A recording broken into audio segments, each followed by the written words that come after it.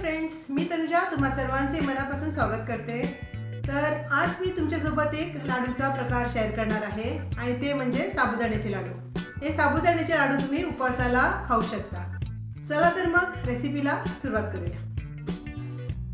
सुरुवातीला मी अशा या 2 सुक्या खोबऱ्याच्या वाटी घेतलेल्या आहेत। याची पाचची साल काढून मी हे खोबरं छान किसून घेतलेलं आहे।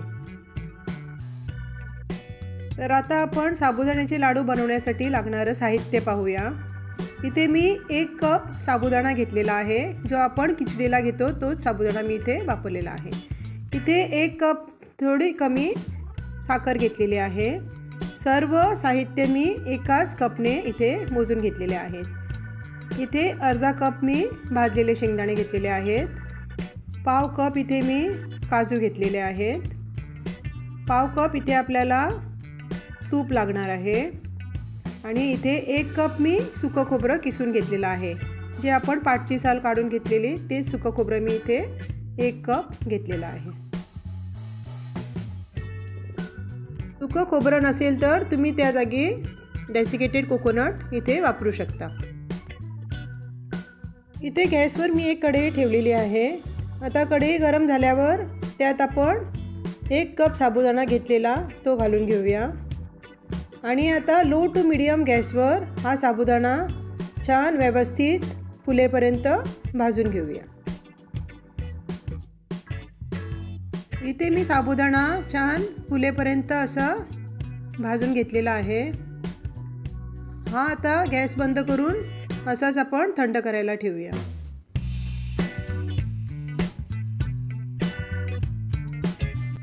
इथे आपला साबुदाणा थंड झालेला आहे। आता हा सर्व साबुदाणा आपण मिक्सरच्या जारमध्ये काढून घेऊया आणि याचा आता एकदम बारीक आपण पीठ बनवून घेऊया। एकदम फाईन पीठ आता बनवून घेऊया। आपल्या इथे मिक्सरवर साबुदाण्याचे पीठ आता झालेलं आहे। आता इथे मी पिठाची चाळण घेतलेली आहे। आता हे एकदा आपण या पिठाच्या चाळणीने या साबुदाण्याचं पीठ चाळून घेऊया आणि राहिलेलं मोठं पीठ आता परत मिक्सरमध्ये घालून परत एकदा हे मिक्सरमधून फिरवून घेऊया।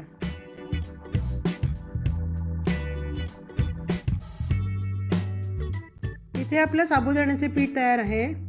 आता आपण त्याच मिक्सर जारमध्ये ही साखर घालून घेऊया आणि या साखर आता छान बारीक पावडर करून घेऊया। हे बघा, अशी छान बारीक पावडर करून घ्या। आता दुसऱ्या मिक्सर जारमध्ये मी शेंगदाणे आणि काजू घालून घेतलेले आहेत। आता हे सुद्धा आपण मिक्सर जारमध्ये घालून छान फाईन पावडर करून घेऊया।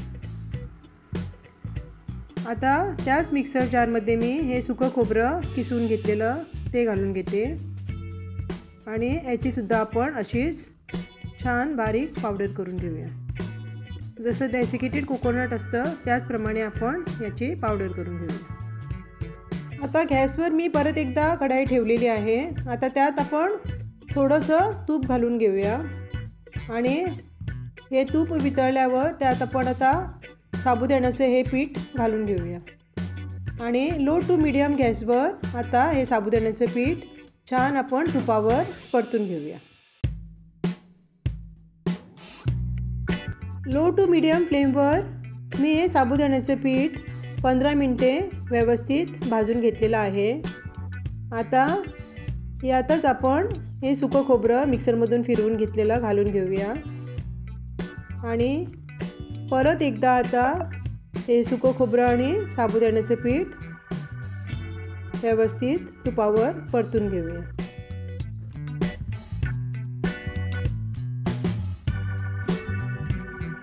इथे आपलं साबुदाण्याचं पीठ आणि खोबरं छान व्यवस्थित परतून झालेलं आहे।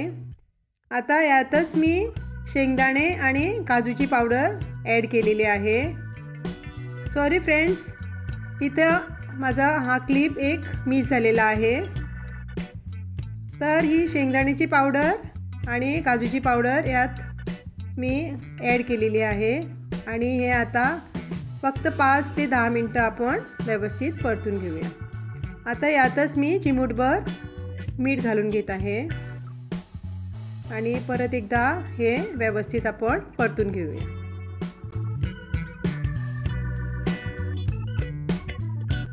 इथे आपले सर्व साहित्य तुपावर परतून झालेलं आहे। आता इथं मी पिठी साखर ॲड करत आहे। इथे मी फक्त पाऊण कपच पिठी साखर घालून घेतलेली आहे।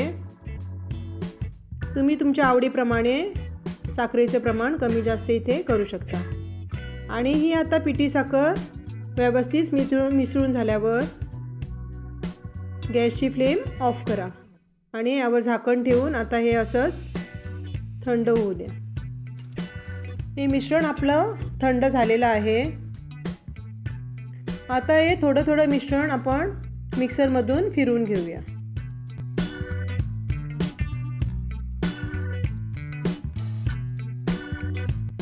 असं हे पीठ मिक्सरमधून फिरवून घेतल्याने हे पीठ छान मऊसूत होतं आणि आपल्याला लाडू वळायला अगदी सोपे जातात। हे बघा, असं हे मिक्सरमधून फिरवून घ्या। सर्व पीठ मी मिक्सरमधून फिरवून घेतलेलं आहे। तर आता आपण लाडू वळायला सुरुवात करूया। हे बघा, पटापट आपले लाडू इथे वळून तयार होतात। छान मऊसूत पीठ इथे झालेलं आहे आपलं। हे बघा, छान आपले लाडू इथे वळून तयार होतात आणि हे लाडू खायला छान लागतात। अगदी तोंडात घालताच विरघळणारे लाडू इथे साबुदाण्याचे तयार होतात। तुम्ही एकदा नक्की ट्राय करून बघा। इथे सर्व लाडू आपले बनवून तयार आहेत। घेतलेल्या साहित्यात आपले 26 लाडू इथे बनवून तयार झालेले आहेत। हे बघा, मस्त आपले पांढरे शुभ्र साबुदाण्याचे मऊसूत लाडू तयार झालेले आहेत। तुम्हाला एक लाडू मी आता इथे तोडून दाखवते। हे बघा, छान मऊ लाडू आपले इथे तयार झालेले आहेत। खायला या साबुदाण्याचे मऊसूत लाडू, टेस्टी टेस्टी लाडू। हे साबुदाण्याचे लाडू खायला अगदी मस्त लागतात आणि अगदीच तोंडात विरघळणारे असे लाडू तुम्ही एकदा नक्कीच ट्राय करून बघा। तर आजची रेसिपी तुम्हाला कशी वाटली हे कमेंट करून नक्कीच कळवा आणि लाईक, शेअर, सबस्क्राईब करायला विसरू नका। चला तर मग भेटूया आपल्या पुढच्या व्हिडिओमध्ये। तोपर्यंत मस्त खा, स्वस्थ राहा। धन्यवाद।